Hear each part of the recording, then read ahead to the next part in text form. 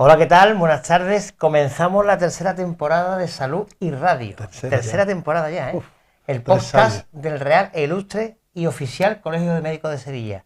Bueno, encantado de veros de nuevo, ¿eh? Espero que estéis muy atentos a estos programas, que es lo único que queremos dar es salud. Y hablar de salud no solamente es hablar de medicina, hablar de salud es hablar del bienestar de nuestro cerebro. ¿Y en el cerebro qué influye? Pues influye el arte, la música, la cultura, el deporte, la gastronomía, la Semana Santa, la feria, el rocío. Todo, la vida, los amigos, la amistad, los hijos, la familia. Playa, la puesta del sol de Conil. Pero hay una cosa que es indudable, que lo más importante de nuestro sistema sanitario público y privado son los profesionales. Por supuesto. Y hoy tenemos, bueno, muchas gracias Paco, que es colaborador habitual, es el subdirector del programa. Buenas tardes. Hoy tenemos un invitado especial, me alegro mucho que estés aquí, que es el doctor Javier Márquez Rivas. Javier, aparte de una bellísima persona, yo creo que lo conocemos hace ya muchos años, yo creo que es uno de los neurocirujanos de mayor prestigio, bueno, yo no sé si a nivel nacional, europeo y mundial, pero yo creo que las cosas que hace son apasionantes y es un placer tenerte. Es difícil que venga, me ha costado que venga, ¿eh? Estás siempre liado, Javier. Bueno, la verdad es que lo hemos intentado sí, varias veces, en varias ocasiones. Varias veces. Y debo de decir que ha sido siempre culpa mía, porque Javi siempre Javi, ha puesto el momento y lo que se pudiera hacer, y yo o no podía, o no me venía bien, o... Total, que es culpa mía. Javier Márquez se especializó en neurocirugía, bueno, tú eres de Sevilla, ¿no? Sí, yo soy sevillano, sí. Se especializó en neurocirugía en el Hospital Virgen del Rocío, es profesor de la universidad, ha sido jefe de servicio durante muchos años de nuestro servicio de neurocirugía del Hospital Virgen del Rocío, que yo creo que es de referencia a nivel mundial. Y es un tío fantástico con muchísimas pasiones y muchas cosas. Bueno, ¿tú por qué te hiciste neurocirujano, Javier? Pues... La primera pregunta. Pues, ¿o por qué te hiciste médico también? Pues mira, me hice médico porque yo lamentablemente tuve la desgracia de que mi madre falleciera, siendo yo muy jovencito, de un cáncer de mama. Fue una historia, bueno, como era aquella época. Pues mi madre pues, se le diagnosticó su cáncer, ella tenía un poco de miedo, parece que la cosa se retrasó un poco, al final fue una cirugía muy mutilante, hizo un tratamiento muy agresivo y luego pues tuvo una evolución mala. Ahora pues el cáncer de mama parece casi una gripe para sí, muchas personas. Gracias a Dios ha avanzado mucho el tema de pero en aquella época era diferente, ¿no? Y yo vi y sufrí a mi madre en pocos momentos, porque mi padre siempre nos quitó un poco de al lado. Y yo tengo lamentablemente pocos recuerdos de esa época, pero sí tengo recuerdos del sufrimiento. Del sufrimiento, del dolor, de mi padre buscando, fíjate, ¿no? Ahora que hablamos del sistema público, buscando a alguien que le pudiera poner morfina por las noches, porque tenía un dolor horrible, ¿no? Y yo creo que aquello, y bueno, yo tendría mi vocación, me gustaban las cosas y tal, pero aquello me marcó, sí, me marcó y me hizo pensar que quizás yo podía ayudar a que la gente no tuviera dolor en general. Y luego por lo del sistema nervioso, pues no te puedo decir por qué. Supongo porque tú hiciste primero un año de cirugía general, ¿no? O empezaste... Pediatría. O pediatría, ¿no? Sí, yo hice la carrera en Sevilla y en el hospital en Balme. Y allí me enamoré de la pediatría, me enamoré de los neonatos y como todo, tienes suerte, te encuentras con una figura de que te hace amar las cosas. En aquella época fue Pepa Guayo, que es una pediatra jubilada hace unos años, pero que todavía me encuentro en la piscina y es encantadora. Y me hizo, me dio dos cosas en el cerebro, una es el amor a la medicina en general y otra la pasión por intentar hacer cosas nuevas y algo mejores. Así que cuando terminé la carrera, pues quería hacer pediatría. Hice el MIR y me fui a La Paz a hacer pediatría. Y allí pues bueno, empecé y por motivos, en este caso motivos familiares, pues decidí que tenía que volverme, ¿no? Y la pediatría en aquella época, no es como ahora, hay pediatras en todos lados, pero en aquella época los pediatras no había medicina extrahospitalaria, aunque parezca que ahora todo esto está inventado y hay pediatras en todos lados, en aquella época no había pediatras. Los pediatras estaban en los hospitales. Y era difícil hacer neonatología, que es lo que a mí me gustaba, Total, que decidí que aunque me gustaban mucho los neonatos, pues quería volver a Sevilla. En aquella época tuve una novia y eso también me marcó un poco y me volví a Sevilla. Me volví a Sevilla y lo que me dio fue a cirugía general. Y me vine, en este caso al Macarena, a hacer cirugía general, que cuando llevaba 5 minutos descubrí que no es lo que yo quería hacer. Aunque me gustaba, porque yo había sido interno de cirugía general y tal. Y entonces me volví a presentar a la especialidad, también tuve suerte, gracias a Dios, y entonces cogí la especialidad que me ha marcado el resto de mi tiempo, que combinaba un poco todo, ¿no? El manejo del dolor, el conocimiento de una cosa apasionante como es el cerebro y la cirugía que siempre me había gustado, ¿no? Entonces, la neurocirugía en ese sentido es una especialidad, aunque la gente piensa que es quirúrgica, realmente es una especialidad médico-quirúrgica. Nosotros tenemos pocos internistas, el neurólogo en una parte, el rehabilitado en otra, el médico general en otra, y es una parte muy, muy médica, ¿no? Y entonces, pues todo eso... ¿A ti te gusta, te apasiona sobre todo la neurocirugía infantil, ¿no, Javier? Sí, bueno, un poco lo que te he contado. Yo tenía mi vocación pediátrica y cuando llegué al Hospital Virgen del Rocío, como pasa en muchos sitios, los niños no les gustan a nadie. No, a los pediatras sí, pero a los especialistas no pediatras, en general los niños no les gustan. No les gustan porque les generan angustia. Y yo cuando llegué, pues efectivamente a ninguno de los neurocirujanos, salvo el doctor Barrio Nuevo, que se dedicaba a los niños, les gustaban los niños. Con lo cual, pues conforme entré por la puerta, vieron una magnífica oportunidad para que quitarse yo el tratamiento de los niños y yo como que me fueron empujando al infantil y a mí me gustaba. La verdad es que yo estuve un año en infantil, porque cuando yo hice la especialidad, digamos que éramos pocos y cada uno un poco alargaba la especialidad donde quería. Yo estuve un año entero y a mí me gustaba mucho la pediatría. De hecho, me presenté al Mira, ¿qué pasa? Que yo ya estaba liado con los niños, casa y tal. Y me gustaba la historia de urgencias, no llegué, fui a Madrid a elegir la especialidad, pero renuncié.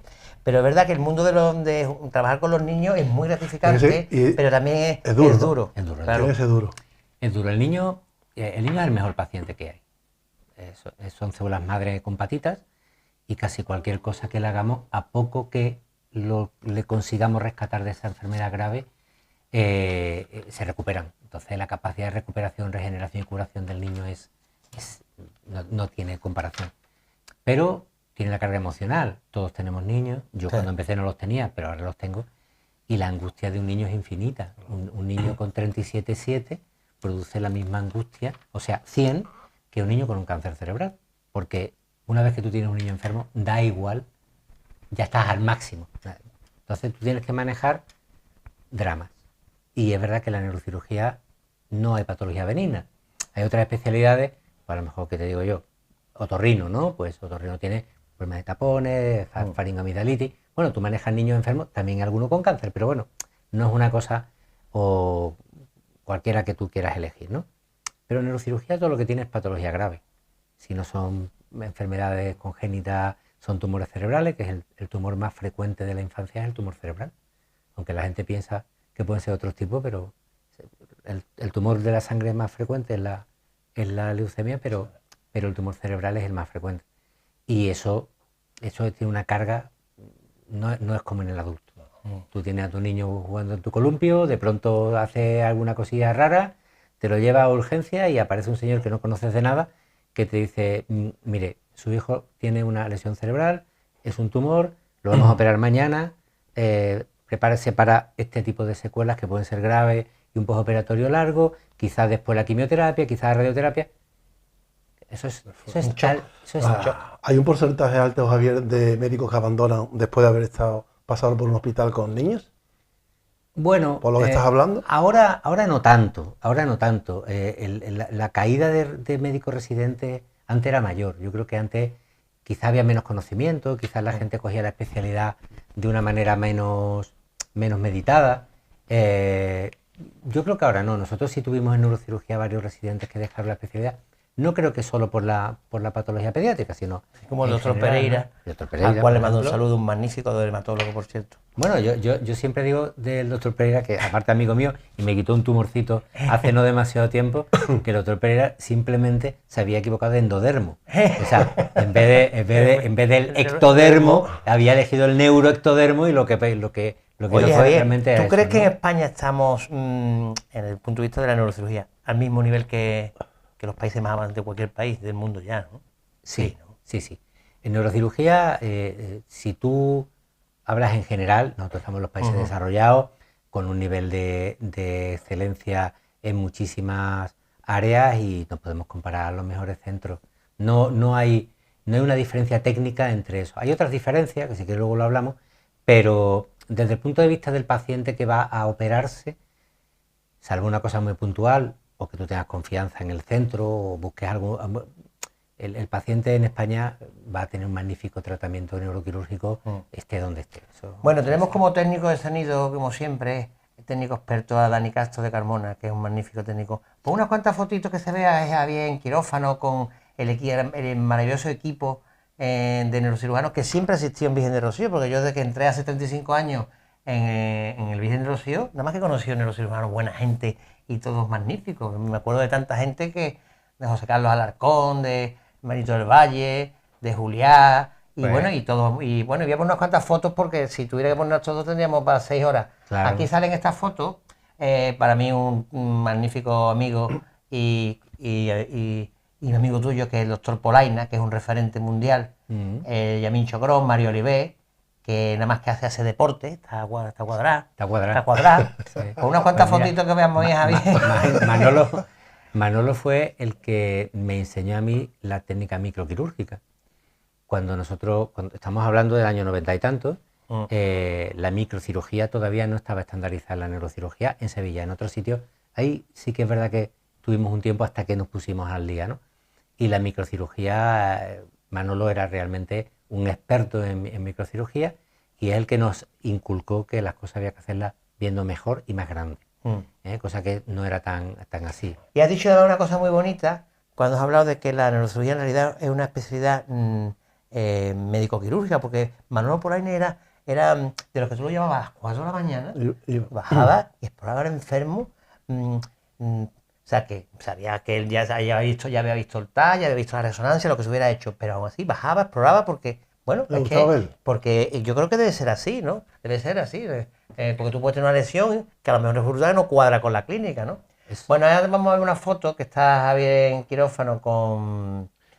Desde aquí no lo reconozco. Es curioso porque ya no miras al cerebro, la que está mirando es directamente a la pantalla, ¿no? Claro, eso es uno de los grandes necesidades de entrenamiento neuroquirúrgico, es que en la cirugía convencional tú miras al campo quirúrgico.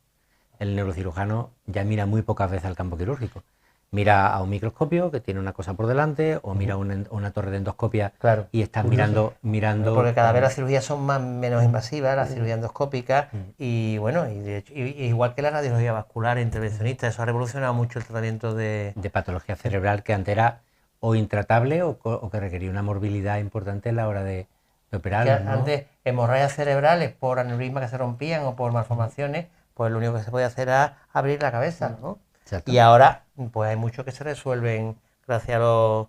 La radiología vascular intervencionista lo hacen en todos los sitios los radiólogos, o también también hay neurocirujanos que lo hacen, ¿no? Muchos. Como Fernando Durán, al cual le mando un saludo. Efectivamente. De hecho, España, Fernando de hecho fue un pionero en el desarrollo de la neurocirugía vascular. El vascular empezó un poco antes, el vascular aórtico, coronario y tal, de la mano de los cardiólogos, y Fernando hizo una estancia afuera importante, y cuando vino introdujo ese tipo de tratamiento. Esto es lo que se llaman áreas de capacitación compartida. ¿Quién tiene que hacer algo? Tiene que hacerlo el que tenga formación y el que tenga capacidad técnica. Vamos a poner, por ejemplo, la patología cardíaca, ¿no? ¿Quién podría hacer una angiografía? Pues la puede hacer un radiólogo vascular que tenga experiencia, o la puede hacer un cardiólogo. Claro. Y prácticamente los resultados van a ser iguales. Claro, si tú tienes un cardiólogo que se dedica exclusivamente a esto, va a tener más expertise que un radiólogo que hace una cardíaca, una cerebral, una renal, y entonces ahí varía. Y en la neurocirugía pasa igual. ¿Quién tiene que hacer la radiología vascular? El que sepa. Correcto. ¿Quién tiene formación?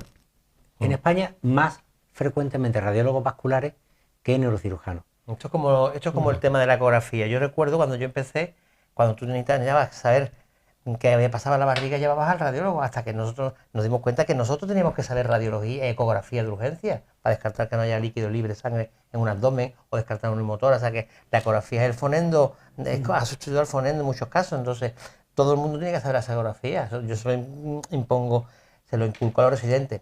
Por eso vamos a ver una foto. Qué importante es la docencia y la transmisión de lo que tú vas aprendiendo, ¿no? Hay una foto porque Javier Márquez es también profesor de la universidad y da clase a estudiantes, a neurocirujanos. Ahí estás tú ahí en la esquinilla. En la esquinilla, Qué importante es la docencia, engancha la docencia, que sí. Sí, la docencia es algo que trasciende. Porque es verdad que a los médicos nos gusta hacer las cosas nosotros. Somos en ese sentido muy manuales, muy amanuenses, ¿no? Y a los cirujanos más todavía. Yo siempre digo que los médicos se dividen en 3 grandes grupos. Los de la banda de la goma, son los que llevan el fonendo colgado, ahora el ecógrafo. Los de la banda del cuchillo, que tienen genes vampíricos y les gusta hacer sangre de alguna manera. Y luego las otras cosas raras, pues médica nuclear. Yo tengo 4 tipos de médicos. Entonces, diferentes. Yo tengo otra clasificación. Yo tengo la clasificación de Johnny Müller, que son los buenos, los regulares, los malos y los pacharlos. Pues efectivamente. Entonces, y es verdad que eso está muy bien. Pero hay 2 partes donde tú trasciendes un poco. Una es en la gestión. La gestión está muy criticada en muchos aspectos y en muchos aspectos con razón, porque la gestión en España está poco profesionalizada y está poco meritada. Aquí los accesos y los controles para los cargos de gestión son, a mi modo de ver, bastante mejorables. Pero es verdad, pero independientemente del caso, cuando yo lo he dicho muchas veces, fui jefe de servicio muchos años, que yo había dejado de operar 200 casos al año porque operaba 2000. Es verdad que no metía las manos en el campo quirúrgico, pero si tú organizabas las cosas, dabas los medios, animabas a los compañeros, los motivabas, al final tú también los operas. Identifica cuáles son los factores de riesgo, las áreas, por ejemplo, las áreas que no teníamos, ¿no? Ya que ha sacado el doctor Cárdenas. El doctor Cárdenas vino aquí a hacer una cirugía que no se hacía en nuestro hospital y que tuve que introducir trayendo gente nueva. Eugenio un día vino con un portátil a casa, me enamoró lo que me contó, que casi no lo entendí, pero me pareció que tanto él como lo que contaba era algo que iba a aportar a nuestros pacientes y ahí estuvimos. Primero la contratación de Eugenio, que no fue fácil, y luego que él completara su formación fuera de nuestras fronteras, pues tampoco fue fácil. Hubo que pelearse, entre comillas, estar por esa persona que pues, está con el equipo directivo, que a lo mejor en ese momento no identificaba esa necesidad, con los propios compañeros. Bueno, pues tengo un tío fuera y yo estoy trabajando por él, en fin, ese tipo de cosas que es lo que hace que un gestor en ese sentido adquiera valor. Lo que pasa, Javier, que la gestión debe ser ingrata cuando tú ves que hace falta esto, sobre todo recursos, sobre todo personas, y no los consigues porque no hay presupuesto, porque el de arriba, que al final es el político responsable, no te lo da. Entonces, debe ser ingrata, ¿no? Cuando tú sabes que hace falta esa necesidad, ¿no? Y de hecho tú te habrás chocado muchas veces. Y complicada de solucionar, ¿no? A ver, tiene la ingratitud, como todo nuestro sistema, realmente no es un sistema que potencie al profesional de todas las categorías por el ingreso económico que tiene. Nosotros no somos americanos. Los norteamericanos, el que más tiene más gana y gana muchísimo dinero. La diferencia, y no voy a referir a los médicos en particular, médicos, enfermeras, celadores, da igual. Para el nivel de profesionalidad, riesgo y esfuerzo que tiene, el profesional sanitario no está pagado para el mercado que tenemos. Y mucho menos los médicos proporcionalmente, porque 24 horas diarias de una guardia no están pagadas y porque la formación de 12 o 14 años para que un neurocirujano sea un cirujano competente para operar el tronco cerebral de los niños no está pagado. Con lo cual, ¿con qué se paga? Se paga con lo que se llama el salario emocional. El salario emocional es de lo que viven los médicos del sistema público. ¿Qué es? El paciente que te va bien, el paciente que sacas adelante, esa familia que luego te agradece lo que has hecho. Lo que has hecho, por supuesto. Y dice, bueno, y entonces al nivel de la gestión, ¿dónde está el salario emocional? En ningún sitio. ¿Por qué? Pues porque ni viene el paciente a decirte, oye, qué bien gestionó usted la lista de espera el año pasado que me operaron. Eso no existe. Te dan por culo, vamos a decirlo así, los de abajo, que son tus compañeros, jefe, que no me das, y los de arriba, que yo que les das demasiado, que esto hay que exprimirlos más. Y tú estás entre medio que te dan por todos La lados. pescadilla. De hecho, a mí me costó una sarcoidosis y un marcapaso. Vaya por Dios. Bueno, será que me tocaba, ¿no? Bueno, tú te rompiste el fémur muy joven, Sí. haciendo esquí. Haciendo esquí. Eso ya para otro Él día. es joven, él es joven. Otro día Muy joven, demasiado joven. cogemos un programa de humor y cuento lo del fémur, que eso es para echar una tarde. Yo me acuerdo, hermano, yo no me lo creía cuando te vi allí, pero ¿qué ha hecho? Esquiar, una torsión, por mecanismo de torsión. Totalmente, me bajé por una Se puede cuesta. contar, se puede contar. Sí, un accidente de esquí, y estaba yo de guardia y de pronto digo, coño, si así es Javier, se ve que se le quedaría el pie fijo, hizo una rotación y Eso el es. fémur se rompió. Una Claro, fractura. lo gracioso fue el viaje. Yo me caía encima de la montaña en Granada, luego me bajaron en una ambulancia congelada, no cabía en el telesilla para bajarme para abajo, y entonces ese tío empujando la pierna rota, yo, por Dios, que me están matando. Llegas a Granada y lo primero que haces en Granada, protocolo. Aquí el paciente tiene que tener la ropa, no puede tener la ropa de esquí. Me dejaron en pelota en medio de la observación, por lo de la humanización y esas cosas de la privacidad. Estaba Rojas Marco de guardia. No se llevaba la capatada de Macarena. Exacto, no se llevaba de la privacidad y ya luego me trasladaron para acá. Bueno, fue una cosa genial, ¿no? Bueno, pues a Javier le encanta la neurocirugía infantil y en el año 2007 por ahí, bueno, la cirugía infantil, dentro de la neurocirugía infantil estamos hablando de cirugía fetal, cuando el niño todavía no ha nacido. Y hubo un hito, una hazaña en la sanidad andaluza, que fue cuando se operó la primera vez una niña con espina bífida, ¿no? Y vamos a poner una foto de eso, salió publicado en la prensa, en Diario de Sevilla. Ahí está Javier en Diario de Sevilla, que por cierto ese artículo es de mi amiga Noelia Márquez, amiga mía. Y bueno, fue una cosa... Vas a saludar a todo el mundo. Sí, porque yo saludo a la gente para que venga de invitado. Juanma, vente. Te lo invito muchas veces. Si se viene ya no pone más el vídeo, ¿no? No, pues mira, a lo mejor viene bien para las lesiones.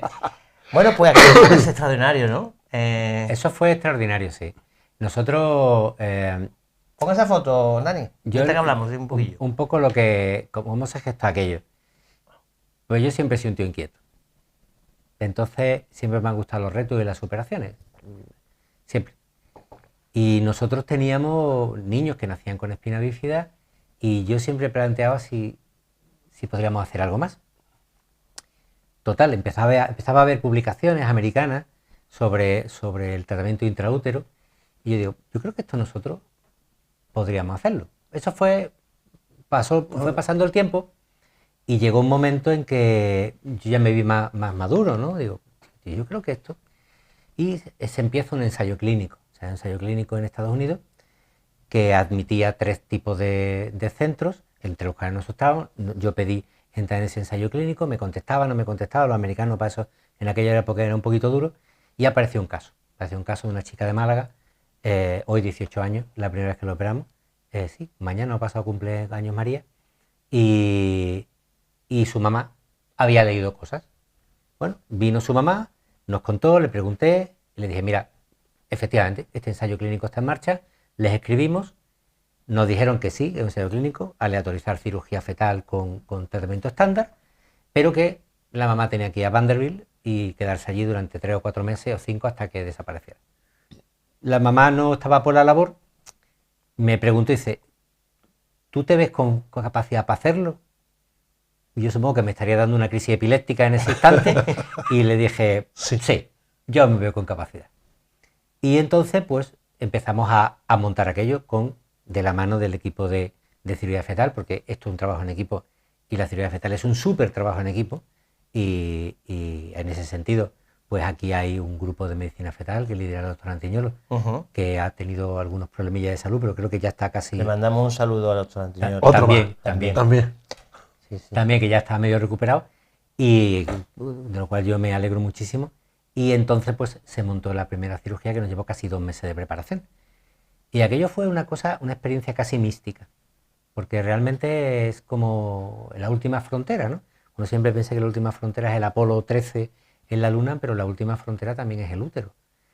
Y aquello lo preparamos, le dimos muchas vueltas, muchas dudas, tuvimos el apoyo de la gerencia desde el primer momento, una cosa que realmente era muy importante porque te podía salir mal. Claro. Pues, Ahora de un niño que no es nonato todavía. La madre... Pero si te sale bien... Muy chiquitito, ¿eh? Teníamos el apoyo del equipo, tenemos el apoyo de los padres, encantadores, y empezamos. Hicimos esa cirugía que tiene, no es una cirugía larga, una cirugía, se prepara la mamá, el equipo de anestesia es fundamental en este sentido, que anestesiar a 2 personas, se abre la barriguita, se hace como una cesárea, se saca el útero, cuando tú ves un útero, que los ginecólogos están acostumbrados, claro, pero los cirujanos no, y ves esa cosa tan grande, tan rosa ahí, diciendo, ay Dios mío, la que vamos a liar aquí. Pero bueno, se abrió como si llevaran toda la vida haciendo mis compañeros, el doctor Antiñolo y el equipo, parece que llevaban toda la vida manejando fetos. Pudimos reparar el defecto, igual que hacíamos con los niños abiertos, el niño lo metimos para adentro, y cuando cerramos, pues nos pasamos casi 3 meses rezando todas las mañanas para que al niño no le pasara nada y no hubiera ningún problema. Ya se habían hecho cirugías fetales. ¿Y en qué mes, Javier? ¿En qué mes? Lo operamos en el mes 6 de gestación. ¿Se habían hecho ya algunas cirugías de hernias diafragmáticas, de lesiones pulmonares, algunos cirujanos? Pero no intrauterinas. No intrauterinas. No, se había hecho lo que se llama cirugía EXIT, que es extrauterine intrapartum therapy, que es sacas al niño y antes lo que se llama el soporte placentario, o sea, como si estuviera en una bomba extracorpórea que le hace la madre. Antes de cortar el cordón. Pues el niño está todavía siendo manejado desde el punto de vista respiratorio. ¿Qué pasa? En ese momento, pues tumores, por ejemplo, de la boca, operamos con el doctor García Perla, otro magnífico amigo que podemos... Alberto está invitado ya. Alberto está invitado, pues Alberto, ya estás tardando. Operamos algún caso así y luego, pues también los pulmonares. Pero ese caso fue el primero que se hizo en Europa. ¿En Europa? En Europa, sí. Y a día de hoy se sigue haciendo cirugía intraútera, cuando tú detectas una hidrocefalia con genes, se hace intraútero, Sí. La colocación de drenajes ventriculares, etcétera. El drenaje ventricular intrauterino no da buenos resultados. Vale. No da buenos resultados. Hay algunas... Nosotros no hemos tenido la oportunidad de identificar un paciente bueno para ese tipo de tratamiento, y también los sistemas, los drenajes, los catéteres no son buenos. No hay un desarrollo, digamos, técnico para esto. Pero fetales sí llevamos 18. O sea que a lo largo de los años hemos ido haciendo muchas. Bueno, Javier, ¿y cuando nace esa niña, nace perfectamente? ¿Nació bien? Bueno, nació mucho mejor. Mucho mejor. Mucho mejor. La espina bífida intraútero lo que aporta es mejoría, no curación. Pero la mejoría puede ser sustancial. ¿Sigues teniendo contacto con la familia? Sí, hace un ratito me escribió... ¿Ah, sí? Bueno, ayer me escribió la mamá que le toca buscar unas fotos porque le va a hacer la fiesta de cumpleaños a María, y sí, yo tengo muy buena relación con todos. Estos son todos niños míos. Claro. La hidrocefalia es una de las cosas más frecuentes en la infancia, que para los que no lo sepan, es un exceso de... Nuestro cerebro y nuestra médula está envuelta en un líquido que lo protege, que es el líquido cefalorraquídeo, y cuando hay mucha cantidad de líquido se produce una hidrocefalia. Unas cavidades que tenemos en el cerebro, que son los ventrículos, podemos poner un dibujito que tengo por ahí, y se llenan de líquido y hay mucha presión dentro del cráneo. Y entonces, bueno, pues lo que se hace aquí el doctor Márquez y sus compañeros, pues colocar un drenaje para quitar, con una válvula, para quitar, ahí está, ponlo en pantalla, para quitar esa presión que hay dentro de la cabeza. Y bueno, esto es un mundo, es muy frecuente, es una de las cosas más frecuentes que veis en niños, ¿no? También aparte de los tumores, ¿no? La hidrocefalia es muy prevalente, parece que en torno al 1 por 1000 de la población puede tener hidrocefalia. Y es una técnica, como la mínima invasión que hablamos antes, muchas de las hidrocefalias se pueden resolver ahora sin válvula, pero en aquella época que empezamos era el único tratamiento. Nosotros la primera neuroendoscopia, meter un tubito en el cerebro para intentar hacer una comunicación bypass cerebral sin poner un tubo, lo hicimos en el año 2000, o sea, ya ha llovido, pero sigue siendo la válvula un tratamiento súper necesario en muchos pacientes. El problema de las válvulas es que se obstruyen, porque es un tubo, y todos los tubos se llenan de coco. Y ahí surge entonces no me quiero olvidarme de Emilio Gómez. Emilio Gómez es un muy buen amigo, yo no lo conocí personalmente, investigador de prestigio en España, que desarrollaron un sistema pionero para desobstruir cuando se obstruye el tubito me imagino que por sangre, por proteínas, suciedad, etcétera, que se llama Fast Clean, ¿no? Fast Clean. Y eso también fue una cosa espectacular, ¿no? Háblanos un poquito de esto, Javier. Pues mira, el Fast Clean es un dispositivo que está en fase todavía experimental. Está en fase experimental porque no hemos concluido, precisamente porque Emilio, al que no le vamos a poder decir que venga, porque falleció hace 2 años. Creo para mí una de las pérdidas más importantes de la ciencia española de los últimos años. Y teníamos 25.000 proyectos de hidrodinámica y de otras cosas, ¿no? Y el proyecto Fuxclean a lo que va encaminado es a utilizar los ultrasonidos de forma no invasiva para, entre comillas, zamarrear un poquito los catéteres, limpiarlos y que vaya cayendo. Ahora se estima que la morbilidad, las válvulas se obstruyen casi en el 100% de los pacientes a largo plazo. Y que claro, si tú no consigues obstruirlo, pues tienes un problema severo y tienes que hacer un recambio valvular. No te queda otra, hay que operarlo. Claro. A quirófano. De una forma no invasiva de solucionar un problema. Bueno, pues Javier, además de artista de la medicina, es artista de todo. Porque me acabo de enterar que toca la guitarra, la foto, le gusta la fotografía. Vamos, y la familia está con los amigos, ¿no? Me imagino, ¿no? Que son tus pasiones, ¿no? Más... Mis pasiones, efectivamente. Mi pasión número 1 están ahí, que son mis niños. Vamos a poner una foto de Pablo y de Javi con su mujer, con su pareja. Macareno y de la Iniesta, casi nada. Sí, señor. Todo queda por allí, por el barrio. Son mellizos, ¿no? Tienen 12 años, ¿no? Son mellizos, tienen 12 años. Y son de la hermandad de la Iniesta. Y de la Macarena. Y de la Macarena, sí, de las dos. Y son unos expertos cofrades que aquí con los amigos, como tú bien dices. Esas son fotos que tiene. Esa no es su mujer, ¿eh? Esa es una compañera. Una compañera, sí. A ver si va a haber problema. La vamos a liar. Y es verdad que amigos no hay tantos, pero los que hay son buenos. Sí. A lo largo de los años, te das cuenta. A lo largo de los años, yo siempre creo que hay conocidos muchos, pero amigos no tanto. Los amigos sí son los que están siempre. Aunque haga 3 años que no hablas con ellos, un día lo llama y dice, ¿qué pasa, Antonio? Y dice, pues mira, aquí estamos. Como si fuera antes de ayer. No ha pasado nada. No hay reproche, no hay, que ve que no me llama, no sé qué tal. Correcto. Bueno, en el andaluz habitual de que no me llama, cabrón, y no puta, ¿no? pero que no significa nada realmente. Eso es verdad. Y los amigos, afortunadamente, que yo siempre digo que con tener uno, ya uno va que se mata. Pero claro, si tiene 3 o 4, que yo tengo 3 o 4, pues también. Vamos a poner algunas fotos que yo vi. Esa foto muy bonita de... La fotografía sí es una de mis pasiones. De hecho, cada vez que yo voy con el teléfono y voy dando por culo, porque papá, otra foto, no, hay que ver, venga, poneros aquí que no sé cuánto, ¿qué estará haciendo Esta Javi? Es muy bonita porque la vida en Facebook te la he cogido. Me gusta, parece que estás tú dibujando con tus hijos. La comunión de mis niños, efectivamente. Bonita. Estaba haciendo un dibujito. Y la fotografía es que para mí es... a mí no me gusta mucho el vídeo, me gusta la fotografía. El vídeo está bien, pero pero la fotografía tiene un sentimiento detrás que no tiene el vídeo. Más fuerza que el vídeo. Mira, esta es una foto en Castellar. Sí, pon esa de los candados. Esta es una foto en Castellar de la Frontera, sitio precioso al que os recomiendo que vayáis. En el castillo de Castellar, y se ve al fondo un lago, ¿veis? Que es el pantano de Castellar. ¿Tú sabes dónde está Castellar de la Frontera? Hay buena idea. Al lado de ese lado de los otros.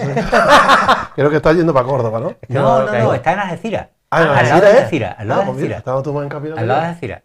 Y la vi y digo, el tiempo, no sé, un mensaje, ¿no? Exactamente. Yo creo que el fotógrafo, a mí me gusta más la pintura y otro tipo de cosas, pero es verdad que los fotógrafos, los que tienen mente, ven cosas que tú no ves, porque bueno, es que es un talento, es una cosa que tienes innata, ¿no? Y, oye, Javier, cuando estás operando, ¿también haces alguna foto?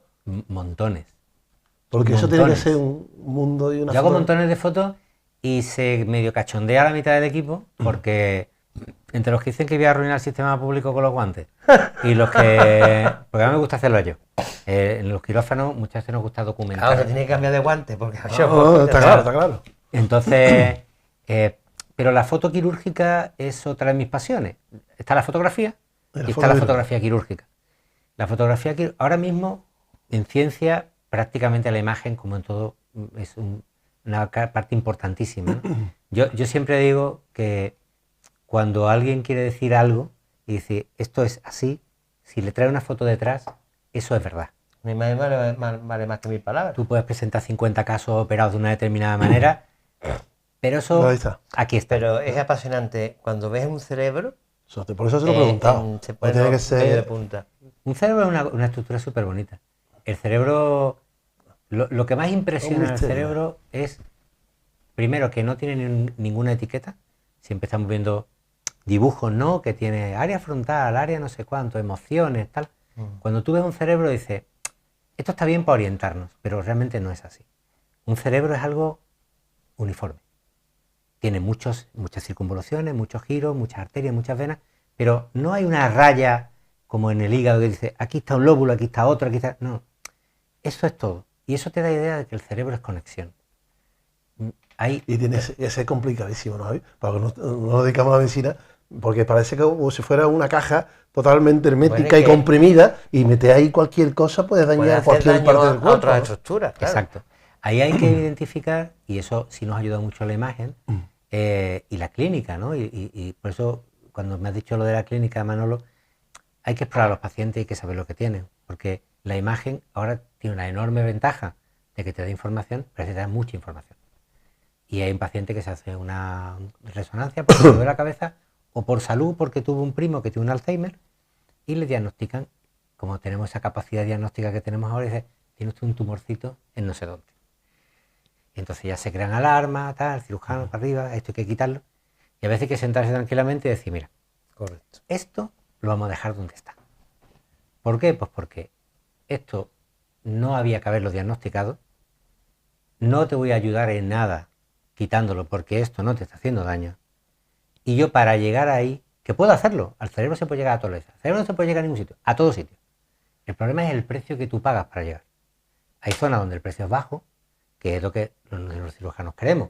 Una lesión muy superficial del lóbulo frontal, lóbulo temporal, que se quita prácticamente sin acabar con ninguna neurona. Una cirugía ventricular, que va separando los axones y prácticamente no lesionas nada. Abres una membranita y se cura. Eso es lo que nos gusta a los neurocirujanos, pero a veces no es así. A veces tenemos un tumor en un área súper elocuente, en un área donde milímetro arriba el paciente deja de hablar, milímetro abajo deja de entender. Y el problema no es quitarlos y ¿para qué? Yo dejo un paciente con secuelas graves y le he jodido la vida. Pero hay que valorar muy bien el riesgo-beneficio. Ahora hay un concepto que a mí me gusta mucho, ¿no? Porque antes estábamos empeñados en la resección tumoral. Vamos a quitar el tumor y somos los mejores, ¿no? Ahora hay un concepto muy americano, como casi todo lo que importamos, pero que a mí me gusta, que es el Maximum Safe Resection. Máxima resección segura. Quite usted todo lo que pueda a ser posible sin que el paciente tenga un daño importante, que limite su vida, que no le impida hacer tratamiento, o que va a tener una vida pero tan desgraciada que ni su familia lo va a disfrutar ni él mismo. Entonces, ese concepto nuevo del Maximum Safe Resection y del conectoma, que es otro concepto muy interesante, el cerebro está conectado entero, luego tú tienes que identificar no solo el trocito que voy a quitar, sino qué conexiones estoy lesionando para llegar, y elegir la conexión o que menos problemas da, o que el propio tejido ha ido haciendo, ¿no? Eso es lo que hace apasionante la cirugía cerebral ahora, o la columna, ¿no? Que es otra cosa que hacemos los neurocirujanos también. Bueno, vamos a poner tornillo, vamos a poner no sé cuánto, te la dejamos fija. No, esto es una cosa móvil. Vamos a intentar solamente descomprimir esta cosita. Es un misterio. Antiguamente eso es muy importante. Es que la cirugía de la columna antes hacían unas artrodesis y se fijaban, y ahora con la cirugía mínimamente invasiva endoscópica quitas ese disco que se ha extruido y que está provocando un compromiso radicular. Y ahí sí que es importante la exploración. Fundamental. Porque tú llegas y lo que operamos no son, afortunadamente, aquí amigos Canijo Delgadito como nuestro técnico de sonido en plena forma. Operamos ya pacientes de cierta edad, con 79 años, que llegan, mire usted, a mí me duele todo. Y me han hecho esta resonancia y fíjate qué bien, 32 hernias de disco, artrosis por todos lados, y dice, y ahora yo que le opero. ¿Todo? ¿No? Ahora ahí viene la exploración. Sí, ahí viene, sí. efectivamente. La que le duele ¿Qué acciones tiene que tomar una persona para tener un cerebro sano? Pues mira, eso está muy... Aparte del deporte y toda esta historia. Hay tres cosas muy importantes. Una es la nutrición. La nutrición ha mejorado nuestra capacidad intelectual en las últimas generaciones y es exclusivamente dependiente de la nutrición. La otra es la educación académica. La gente que tiene más reserva funcional que tiene más educación, que tiene una... No me voy a referir a una carrera universitaria porque eso sea mejor que otro tipo de formación. Una formación holística o filosófica o literaria, la que tú quieras. Extensa, que hable 5 idiomas. Todo lo que tú le hayas hecho al cerebro para desarrollarlo, te va a ayudar cuando el cerebro diga, en los casos en que lo diga, que tienen un Alzheimer, pues va a ir perdiendo funciones. Mientras más tú tenías de antes, pues esto es como un ordenador más potente. Le puedo quitar cosas sin que se note. Eso, la siguiente. Y la otra es eliminar tóxicos. Fundamentalmente el tabaco y el alcohol y las drogas. Las drogas de diseño destruyen el cerebro. Totalmente. El alcohol destruye el cerebro. El tabaco no destruye el cerebro, pero sí las arterias. Y cada arterita que se pierde, hay un infartito chico, y que de infartito chico unos cientos de millones de neuronas. ¿Y el deporte? Y el deporte, porque hace todo lo demás. El deporte mejora la función respiratoria, mejora la función cardíaca y te pone en una situación mejor. Entonces, si uno tiene que proteger el cerebro, tiene que estudiar, hacer sudoku o lo que sea, tiene que hacer ejercicio, tiene que comer sano y tiene que intentar... una cosa que se me olvidaba muy importante. Una cosa muy, muy importante que se ha publicado hace recientemente. Tiene que tener una extensa relación de amigos y conocidos. Las relaciones sociales es fundamental en la prevención de las enfermedades neurodegenerativas. Pues tú eres antes que tienes solamente uno, ¿eh? Tienes que tener ya más amigos. Uno bueno. Eso Hay que tener muchos está amigos. publicado que tenga unos cuantos. Que se de huelga. Bueno, Javier, ve pensando en una canción, porque vamos a terminar con la canción que tú elijas. Esto es un detallito que tiene contigo. Muchas gracias por venir, ¿eh? Hombre, gracias a vosotros. Ha sido una entrevista espectacular. Una tacita para conocer. Igual que esta de Salud y Radio.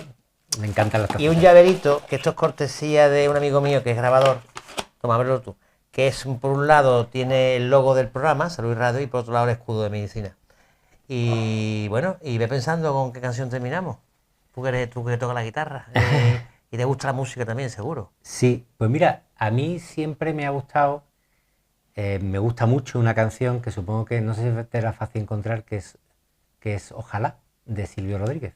Joder. Es una canción Bueno, pues que- intentaremos terminar, ¿no, Dani? que me ha Silvio acompañado... Rodríguez le daba mucho al alcohol. Intentaremos Ese no es un buen terminar ejemplo. con- Es buen ejemplo de cómo está ahora. Como está ahora. No, que ni canta, ni toca, ni nada de Era nada. vecino de mi mujer, joder. Y yo lo veía, no, pero- veía a no, Silvio a pero- las 9 de la mañana con... Pero no Silvio, guitarra. no, Los pero no acareños. este Silvio el cubano. Ah. Silvio Rodríguez. Vale. Sí, que también igual, que le da igual. También Pero- le daba con las dos piernas, ¿no? Bueno, terminamos con Silvio Rodríguez con Ojalá.